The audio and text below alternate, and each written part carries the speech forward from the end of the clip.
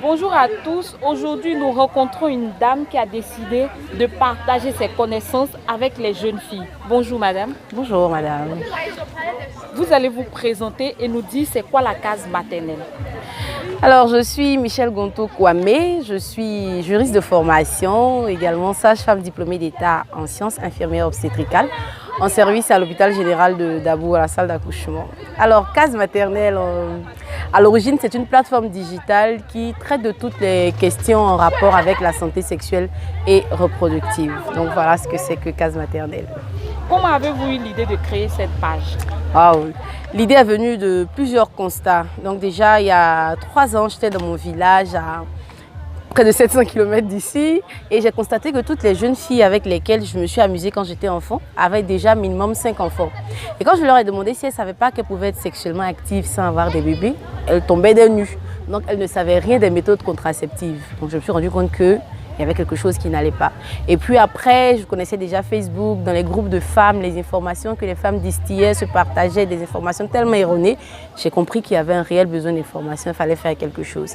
Et n'ayant pas de grands moyens, eh bien, pour moi, le meilleur moyen de toucher beaucoup plus de monde à petits coups, c'était Facebook. Donc tout de suite, l'idée de la page est née et c'est comme ça, puisque l'idée a commencé au village, j'ai appelé la page case maternelle. Voilà. Est-ce que vous parlez aussi aux hommes? Oui, je parle aux hommes et j'ai même à cœur de leur parler parce qu'en général, quand on parle de santé sexuelle, on pense tout de suite que c'est l'affaire de la femme. Ah non, ça se fait à deux. De toute façon, le sexe, même si c'est deux personnes du même sexe, c'est toujours à deux. Donc les hommes aussi, je leur parle parce que c'est important qu'on soit à deux quand on parle de santé sexuelle et reproductive. Ils ont besoin d'être éduqués aussi en la matière. Pourquoi avez-vous décidé de descendre sur le terrain? Alors je descends sur le terrain parce que le virtuel c'est bien, c'est beau. Mais il faut pouvoir toucher les réalités du doigt. C'est vrai que j'ai une communauté dans le virtuel avec laquelle je me sens très proche, que je porte dans mon cœur.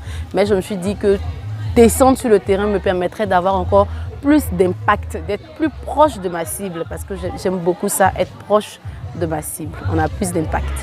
Pourquoi avez-vous choisi les jeunes filles comme cible aujourd'hui? Bien, parce que j'ai été jeune aussi. Parce que j'étais jeune aussi, j'ai connu aussi cette période où on cherche à s'affirmer, où on commence à toucher, à goûter à la chose sexuelle avec tous les dangers que ça comporte. Et aussi parce que dans mon travail, j'ai été beaucoup de fois confrontée aux dangers dont les jeunes filles sont victimes à cause de leur ignorance. On a eu des cas de décès qui m'ont beaucoup touchée, qui m'ont beaucoup fortement marquée et qui ont fait que je me suis dit il faut que je parle aux jeunes filles parce qu'elles, c'est l'avenir de demain. Ce sont les femmes de demain, il faut qu'on leur parle. En dehors d'hygiène intime, quels sont les autres thèmes que vous abordez? Alors on parle de contraception, on parle également de cycle menstruel, on parle également de santé sexuelle, on parle également d'épanouissement en matière de sexualité. On ne parle pas qu'aux jeunes filles, on parle également aux femmes. Et même aux jeunes filles, on leur parle parce qu'elles seront des mères demain. Donc notre objectif, c'est de faire en sorte qu'elles soient outillées. Chaque femme soit outillée quand arrivera le moment de la maternité. Donc on parle de tout ce qui a rapport avec la grossesse, des consultations prénatales, les bilans prénataux, l'accouchement, l'allaitement, le postpartum, tout ce qui tourne autour de la santé sexuelle. Et bien comme dit ici à Abidjan, c'est notre champ, quoi. C'est quoi l'intérêt de parler d'hygiène intime?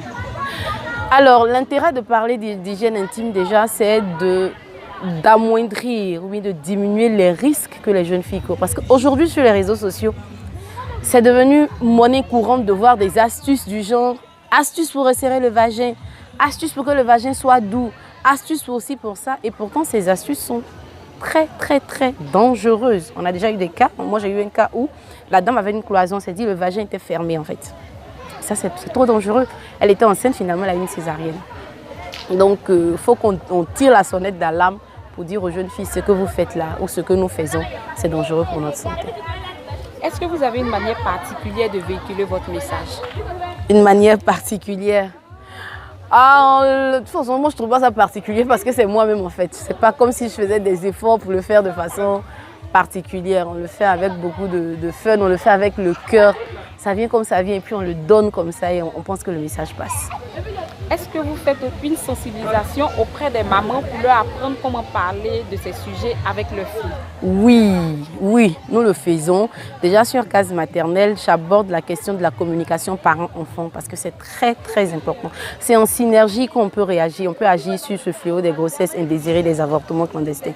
Ça ne sert à rien de montrer aux jeunes filles comment discuter avec leurs parents si on ne dit pas aussi aux parents comment aborder ces questions avec leurs filles. Donc oui, nous discutons avec les parents et cette année même, nous avons un projet d'initier ce qu'on appelait l'atelier mère-fille. Nous allons rassembler des mamans et des jeunes filles adolescentes. Chacune viendra avec sa fille, ses filles, et ensemble, on verra quels sont les nœuds, qu'est-ce qui fait qu'on ne peut pas parler de ce genre de sujet ensemble, et puis leur donner la méthode pour y arriver. C'est vrai qu'il n'y a pas une méthode type, mais au moins des pistes pour pouvoir le faire. Vous arrivez facilement à mobiliser les jeunes filles? Si j'arrive facilement à les mobiliser, on ne travaille pas seul.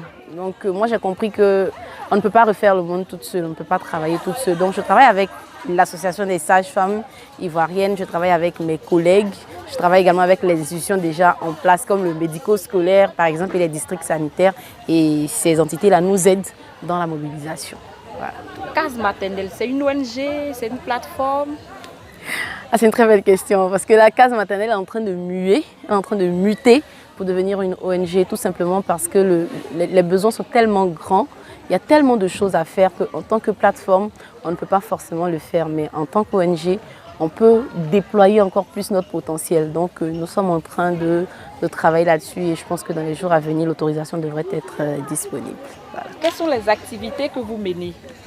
Alors, nous menons des activités de sensibilisation déjà. Nous menons des activités de formation. Nous formons les jeunes filles, nous formons les mamans. Nous formons les femmes enceintes, nous donnons des cours de préparation à l'accouchement parce que l'accouchement, ce n'est pas que madame, il faut pousser, mais il y a tout un volet psychologique qui est associé à ça. Il faut vraiment être prête pour accoucher, pour la parentalité. Nous donnons aussi des cours de préparation à l'accouchement et nous donnons aussi des prestations de services, nous donnons des soins. Des soins en santé sexuelle, que ce soit planification familiale ou contraception ou CPN, consultation prénatale et postnatale. Donc voilà un peu ce que nous faisons. Comment vous menez vos activités? Sur deux volets. On a le volet digital qui est en ligne et puis on a le volet physique qui est sur la terre ici, comme je le dis. Voilà. Qu'est-ce que vous gagnez? Ce que je gagne, une très grande satisfaction, le bonheur d'être utile à ma communauté. La joie de savoir que toutes les femmes à qui je parle aborderont la grossesse plus sereinement, feront des choix responsables et pourront disposer de leur corps comme elles le veulent. Et ça, c'est vraiment une énorme satisfaction pour moi. Avez-vous des personnes ressources? Oui, j'ai des personnes ressources. On ne peut pas travailler seul. J'ai des personnes ressources parce que, comme vous pouvez imaginer, tout ça, c'est quelque chose qui nécessite de gros moyens, de grands moyens. Que ma personne n'a pas forcément.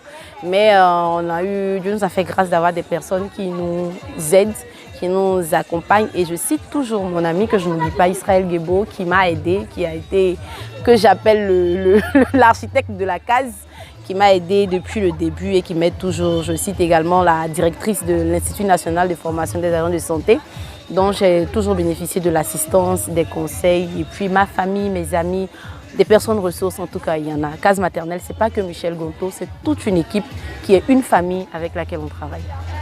Avez-vous des retours positifs de vos actions? Oui, j'ai des retours positifs et ce sont même ces retours-là qui nous donnent la force de continuer, qui nous donnent la force malgré les pots de banane, malgré les difficultés, de rester debout, de se dire tiens, ce qu'on fait, ça a son sens, ça a son utilité. On a des retours très, très, très positifs et c'est encourageant. Vous pouvez me donner un exemple? Bien, récemment, j'étais à Danané, dans l'ouest de la Côte d'Ivoire, pour mener une campagne de soins gratuits en la faveur des femmes et des jeunes filles. Donc on a travaillé sur 2 jours, on a touché environ 400 femmes, c'était vraiment extraordinaire. Et tenez-vous bien, quelque temps après, mon père est allé au village, parce que moi je suis originaire de l'Ouest. Quand il est arrivé, il m'a appelé, il m'a dit « Mais Michel, ma maison est en train de se transformer en ferme, parce que les gens n'arrêtent pas de m'envoyer poulet, cabri, que c'est vraiment ta fille, ce qu'elle a fait, c'est extraordinaire ». Et là, vraiment, notre nom est dans toutes les bouches, dans les 16 cantons, les 16 villages du canton, c'est extraordinaire. Donc, je pense que ça porte son fruit. Vous envisagez faire d'autres tournées dans d'autres villes auprès des jeunes filles? Oui, je ne rêve qu'à ça, pouvoir parler à un maximum de jeunes filles, pouvoir échanger, pouvoir toucher leur réalité du doigt, pouvoir leur dire que les sages-femmes, c'est pas que ça, c'est aussi ça. C'est aussi ça. Et oui, leur dire que les sages-femmes, ce sont leurs amis. On ne sert pas que pour les femmes enceintes, on est utile aussi pour elles. Vous savez, dès que la femme a ses règles, la sage-femme devient son amie. Leur faire comprendre qu'on n'est pas là que pour dire « Madame, il faut pousser », mais on est là pour les aider, pour les accompagner. J'ai vraiment à cœur de le faire. Et si Dieu nous donne les moyens, la santé, la possibilité, eh bien, nous irons le faire. Quelle est votre satisfaction dans ce que vous faites? Ma satisfaction, ma satisfaction, déjà, c'est de voir que j'impacte les générations de sages-femmes à venir. Parce que je reçois en inbox beaucoup de jeunes sages-femmes qui sont encore à l'école, qui m'écrivent et qui me disent « Ah, vraiment la sage, tu es mon modèle, je veux faire comme tu fais, je veux être comme tu le fais, je veux travailler avec toi. » Et ça, c'est vraiment une satisfaction parce que j'ai compris que tu ne peux pas, c'est pas que toi seul qui es gentil et puis tout va bien. Il faut que tu arrives à impacter tous ceux qui sont autour de toi. C'est ensemble qu'on est fort, c'est ensemble qu'on change les choses, qu'on change la façon dont les populations nous voient. Donc c'est déjà une très grande satisfaction parce que je crois que dans les 5 années à venir, eh bien, la façon dont quand vous entendrez sage-femme, vous sourirez plutôt au lieu de faire d'avoir un tic. Pourquoi avoir emprunté ce chemin de sage-femme? Parce que vous avez dit que vous êtes de formation. Tu es. Pose la question de juriste à sage-femme.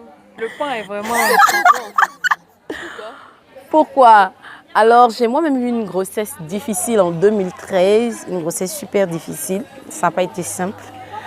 C'est un épisode quand même assez difficile de ma vie, mais j'ai bénéficié du soutien de sages-femmes.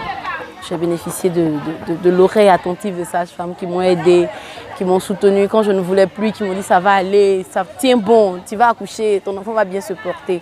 Et c'est à partir de cet instant que la façon de voir le métier de sage-femme a commencé à changer. Sinon, avant, c'était moi, le sang, jamais. Mais c'est à partir de cet instant que je me suis rendu compte que c'est quelque chose de noble, c'est quelque chose de bien. Je me suis dit, mais pourquoi ne pas être moi aussi une oreille attentive, une épaule sur laquelle une autre femme peut se poser. Et puis, j'ai commencé à avoir envie de devenir sage-femme, mais de faire mieux, de faire un peu plus que ce qu'il y a déjà sur le terrain. Et puis voilà, c'est comme ça que je suis entrée à l'Institut national de formation. Vous êtes à laquelle édition actuellement pour l'événement? Pour la campagne Mon Vagin, ma vie, eh bien c'est la toute première édition. Voilà, on la menait déjà en ligne, de façon digitale. Maintenant, on est descendu dans les arènes. Donc on commence la campagne maintenant. On aurait dû la commencer en octobre, mais avec ce qu'on a su là, ça n'a pas pu se tenir. On commence là aujourd'hui à Dabou. On a Divo, Abengourou et Man qu'on espère pouvoir visiter aussi, toucher aussi avec cette campagne. Est-ce que ça a été quand même difficile d'aborder certains sujets tout à l'heure? Pour moi, non. Non, aucun sujet n'est tabou. Pour dire, j'ai 2 garçons, 7 ans et 14 ans. Mon fils de 7 ans, il parle déjà de pénis, il parle d'érection. Ma nièce de 8 ans, elle parle de règles, elle parle de vagin et tout ça. Pour moi, il n'y a pas de sujet tabou. Rien n'est difficile. Est-ce que vous avez eu l'impression que les élèves comprenaient votre message? Ouh, je pense qu'ils m'ont même enseigné. Ils comprenaient parfaitement mon message. C'est pourquoi j'évite d'utiliser des termes techniques, académiques. Voilà, on ne peut pas venir parler ici de flore vaginale, d'urètre ou bien non. On va parler de pétou, on va parler de toto, on va parler de ozois, de polo, de gésier. Voilà, des termes qu'ils comprennent. Ça fait simple. Merci madame. Nous sommes avec Madame Gondo Michel, épouse Kwame, responsable de la case maternelle. Elle a entretenu aujourd'hui les jeunes filles sur l'hygiène intime et partagé avec nous ce qu'elle gagne, son message qu'elle transmet aux jeunes filles.